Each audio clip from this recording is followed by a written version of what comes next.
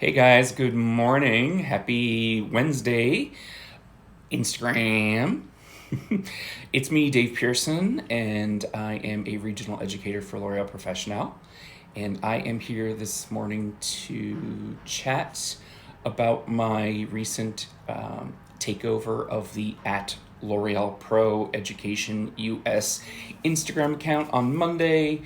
What I did was a color melt. Let me see if I can get her in here. All right, here she is. So me and Ellie, we got us both here. Good morning, guys. So we're here to talk about the color melt today. All right. So I want to give you guys a good view. All right, so this was my finished product. And what I wanted to just do was walk you through how I went about doing it and kind of the reasoning behind it. So please feel free to ask any questions down there in the chat or the comment section. There's also a box with the square box with a question mark in it, and you can put comments or questions in there as well. So really, we're just here to chat about some hair, specifically the hair that I did, but I can answer other questions as well relating to L'Oreal Professional. Bonjour. Ciao. All right, so what's up, Bradley? All right, so this is what we're going to be talking about today. So I just want to give you just like a walkthrough of what we did. So I did a root shadow or color melt on this particular Ellie, and what I used was our new Majorelle Cool Enforced, and this is a new version of Majorelle that came out this year. It is cooler in base color, and it has longer lasting neutralization results. So this is really great when you're trying to do hair down here in Florida specifically. Not only Florida, but we have a definite issue here with sun exposure and releasing a lot of warmth in our guests' hair down here. So this has become a great solution, the Cool Enforced line, because it's the similar translucency as Majorelle. It still has the Incel complex. It still has the Ionin G patented ingredient, which is a conditioning agent. So it still has all the benefits that you get from Majorelle, just cooler, all right? And the difference between Cool Coverage and Cool Enforced is the opacity. So it's not as opaque as Cool Cover, which means you can mix it with Majorelle Classic and achieve cooler, richer tones, okay, that with more longevity. So that's what I used on her base, right? And what I did was I mixed it with 12.5 volume Magi Creme, which is new since the launch of Glow. And the reason why I chose that is because I'm really looking for more deposit and less lift. The 12.5 volume can give you up to one level of lift, and since I'm really just looking for deposit, I figured that was my better choice. So that is what I did. All right, and then the second product what I used was, oh, sorry, I put it away. Multi-Techniques 8 Bonder Inside. So it's our newest version of Multi-Techniques powder. 8 levels of lift, except that it has now a bonder built in. So the great thing about having a bonder built in is that it actually saves you guys time. And how it saves you time is this. You don't now have to mix step 1 into your lightener or into your color. It's already in the powder. So all you do is mix like normal. You're going to mix the powder, you're going to measure out your developer, you're going to mix it up, and you're going to go do your thing, right? So that's why it's time saving. Second reason why it's time saving is that there's no step 2, right? You don't have to rinse and shampoo out. You don't have to apply step 2. You don't have to wait 10 more minutes. So you really are saving about 15 minutes in total when you're using a bonder where you're adding in the bonder to your product. So this removes step 1, step 2, it's all built in. You just simply rinse and shampoo. All right, so those were the 2 products I used, and I used 30 volume for my lightener. So a color melt. Basically what a color melt is where you're doing something that is going from dark into lighter pretty seamlessly. And so what I did on this Ellie was I touched up around her roots, and then I took my, do I have one? Okay, I do have a big one here. My Majorelle Balayage brush, or excuse me, my L'Oreal Majorelle brush. I can't get it right this morning. My L'Oreal Balayage brush, there we go. And I took the product that I applied at the root and then I feathered it down.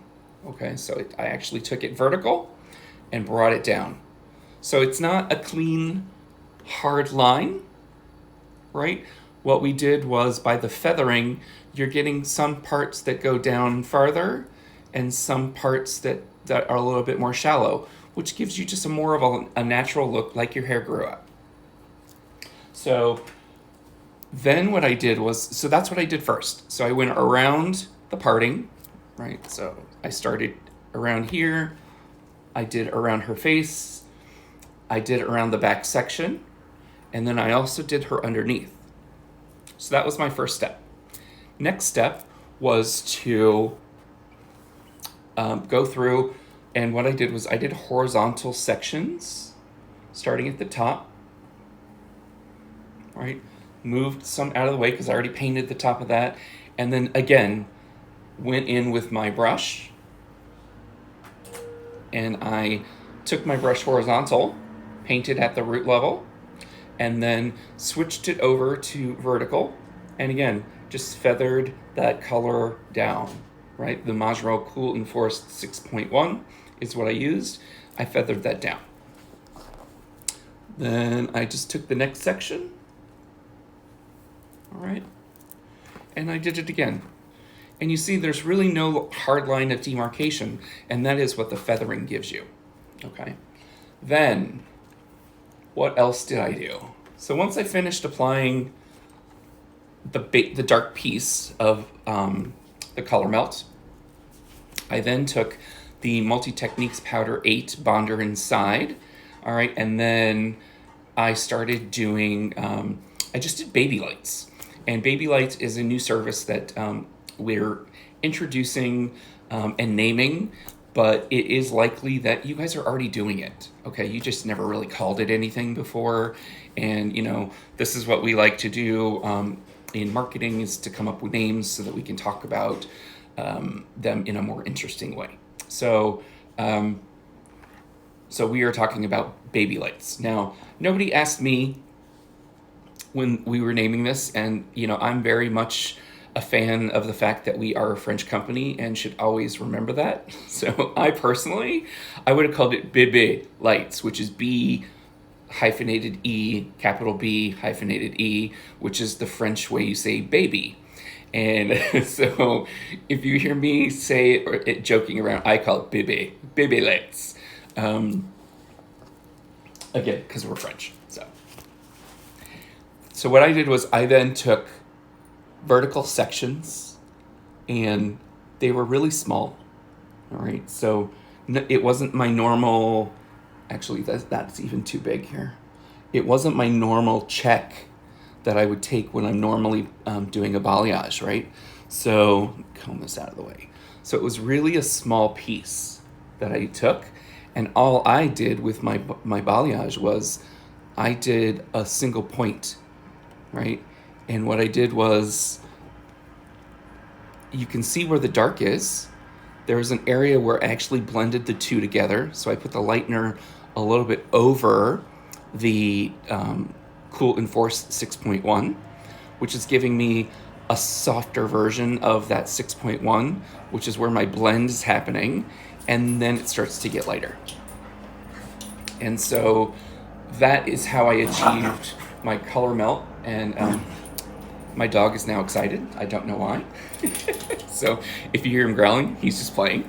And then I just did a few more. I think in total, I think I did 3 baby lights. So 1, 2, 3, I see it right here. And that's really all I did. Okay, so for the top. Now, I did it in layers again. So I did a layer up top. I did more layers underneath. And more underneath. So you can completely see that this color melt turned out absolutely gorgeous. Super happy with it. And I think in total I did 4 layers of baby lights just around her face, because really all I wanted to do was brighten up around her face area. I did also go through and take the color and melt the other side, because why not give some more interest to the side I'm not using, so I'll prep her for another day. All right, so I did do one other thing, right? And that one other thing was a trick that I was taught by Nancy Braun, which is how to use one of these butterfly clips to do balayage around the face. And typically this would be done at the bowl while your client already has her single on. So my client would have had my dark color melt on. Now I did a combination because I wanted to show you 2 different ways in one head how to do baby balayage. In reality is you would probably pick one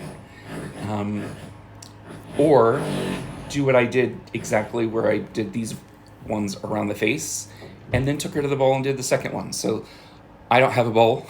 She gets shampooed in my sink. But so what I did do was I did use this butterfly clip. Okay, oh, she's turning on me. I did use this butterfly clip, and the trick that Nancy Braun taught me was when you're using a butterfly clip, what it does is, excuse the stains on her face. Okay. So what a butterfly clip does is it gives you all these beautiful lines of separation. Okay. And so what I did was I went back again with the same lightener, with the same developer. So it was just my same batch of lightener. I didn't make up anything new, anything extra. And what I did was I just took my brush and I gently balayaged some of those lines. And that's how I got this beautiful lightening right at her hairline. So it was this technique of baby lights using the butterfly clip.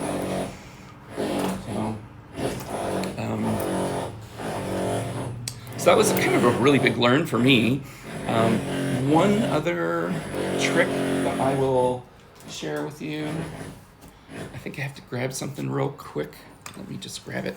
Be back. Don't go away.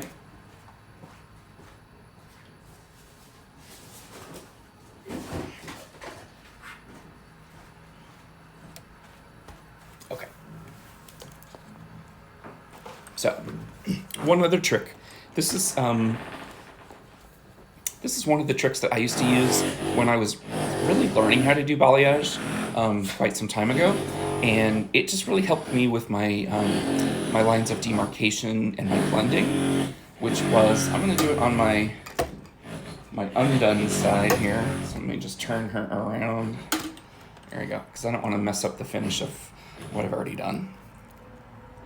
So let's just say we're going to take diagonal back parting.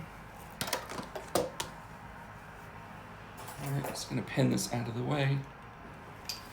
Of course I dropped it. All right. So now, if I was going to take this particular piece right here, right, and do a check, which is not really checkable, right, because it's not thick enough, but doesn't mean we can't balayage it, because this is her hair, the hair around her face, which is that hero piece, if you want to call it. All right. Normally what you would do is then you would take your brush, and I would probably make this to be a 2 or 3 point, which means I'm putting lightener here, I'm putting lightener here, I'm probably putting something in the middle, and then I'm starting to blend here, and then complete saturate down here. So one of the things that I learned in the very beginning was sometimes when you're learning, it's really hard to get that soft blend here, right? So one of the tricks that I discovered was that if I use a product such as our Siri Expert Absolute Repair 10-in-1 or our Siri Expert Vitamino Color 10-in-1, when you're painting this section where you want it to be a soft blend and you're still learning, here's a trick. Put your lightener on like you would, and then give it a spritz of the 10-in-1. And what it does is it starts to slightly diffuse, and it starts to actually take away the strong power of your lightener. So simply by just doing a little spray of our 10-in-1, when you have your lightener already applied on a piece of balayage, just taking that little bit of spray is going to diminish the strength of the lightener and giving you a soft blur, which is just really important when you're learning and you're learning how to do balayage and you're just not quite getting clean blends, right? From where you're starting to hit your brush from the original to the start, that spray of our 10-in-1s will help. So the other way it helps is when you are also still working on learning how to do your color melts, you can also use the 10-in-1 sprays to help with your diffused section, where you're going from, your dark into your blend, into your lighter color.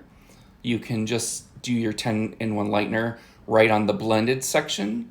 So again, you don't need to mix up a separate formula of color. You don't need to mix up a separate bowl of lightener. You can simply take that 10-in-1, spritz the area that you want to blend, and again, it's going to soften the intensity of your developer and give you less lift, which means you're going to go from dark to a sort of a medium tone into your light color. So again, just a trick I learned when I was starting out doing balayage services.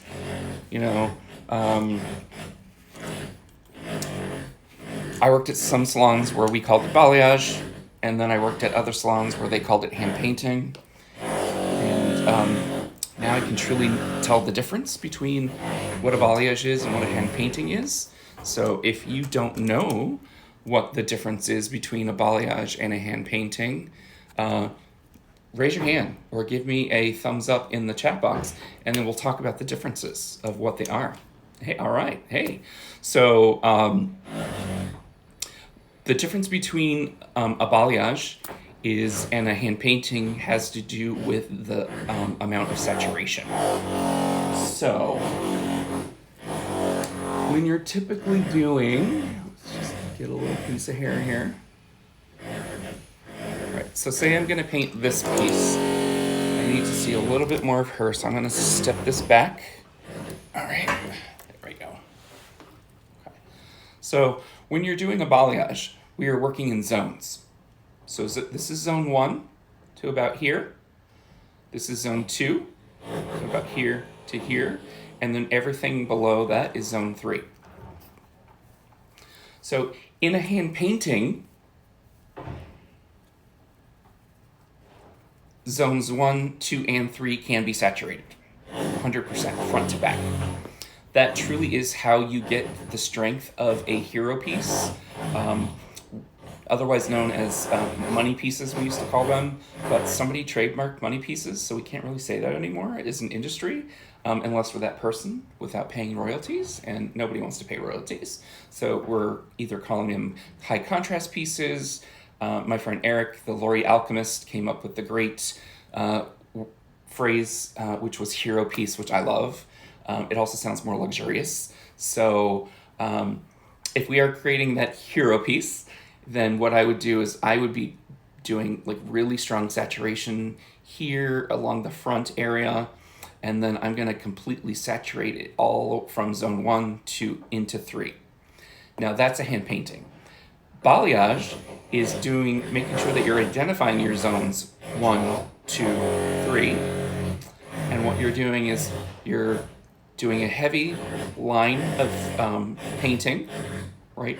So you're either doing a 1 point, 2 point, or a 3 point, right? Where you're actually painting something in the middle as well.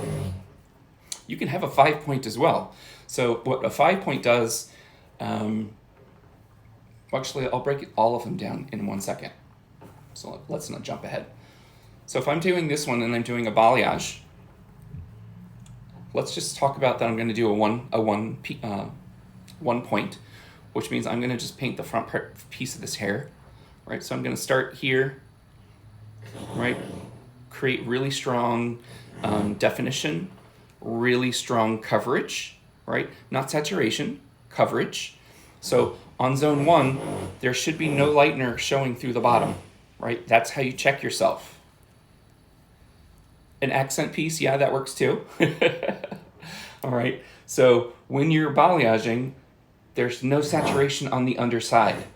All right, so zone 1, there's no color on the other underside. Into zone 2, there's still no color on the bottom. We're surface painting. Balayage is surface painting. It's meant to be sun-kissed. It's not for extreme brightness, and that's how balayage differs from hand painting. Hand painting is extreme brightness, okay? So that's how you achieve an accent piece, a hero piece, a high contrast piece, whatever you want to call it, right? Except a money piece, because that's trademark. All right, zone 3 is completely saturated. Zone 3 is 100% saturated. That means your color, your lightener, is going through the whole piece of hair, top through the bottom.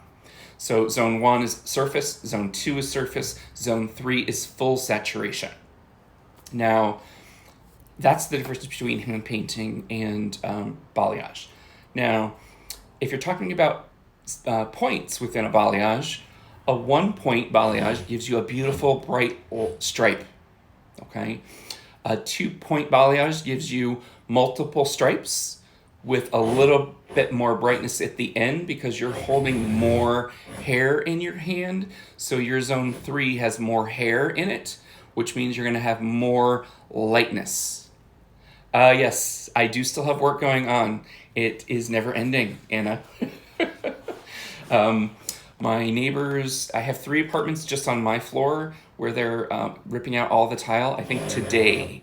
So I'm gonna be hearing a lot of jackhammering today, which is why I wanted to try and get this live out of the way as quickly as I could, but it's my normal time. And thank you, by the way. I was really proud with the way this turned out. My color melt from my dark 6.1 Cool Enforced with my baby lights. And then, oh, you know what I didn't tell you guys? I didn't tell you what I glossed with, okay? So I was going through my boxes, because I have a hallway in my apartment lined with work stuff right now because I'm doing everything from home. And I didn't have the right tone of Dia-Light that I wanted to use. So I really wanted to use a Dia-Light, like a 10-1-2, something like that. And I didn't have it. I had a 10-2-2, but I was wanting it to be cooler since we were using the Cool Enforced. And so I just wanted to keep on that cool path, right? So what I did have was Majorelle Glow. So I did use Majorelle Glow as my gloss. So she was Majorelle Cool Enforced. She was Multi-Techniques 8 Bonder inside, and then glossed with Glow. So how that worked was I took a light, so an L.11, so blue, because again, I wanted it to be cool. I wanted her result to be very cool. I know that the Majorelle Glow tones are highly pigmented, so I didn't want her to turn silver. I didn't want her to turn gray. I didn't want anything to look blue. So I did a formula for her gloss, which was half L.11, so half blue blue, and half Majorelle clear. So I did a 1-to-1 mix ratio with color to clear. And then I did the typical Majorelle mixing, which is 1 part color, 1.5 parts developer. And for a gloss, I chose to use 9 volume Dia Activator, even though I'm using Majorelle. So one point of interest is that none of our developers contain ammonia. So all of our ammonia that lives in the tube. So therefore, you can actually use any activator or developer within the L'Oreal Professionnel range, pretty much with every color line, except Anoa. You have to use the specific Anoa developers. But you have to know why you're using them and what to expect. So I didn't want to lift the dark that I added, right? So if I had used the 12.5 volume, I had the potential of up to 1 level of lift, which I didn't want to do. So that is why I chose to use the 9 volume, which pretty much is 0 lift. And I could still see a slight bump because the ammonia lives in the tube of Majorelle Glow.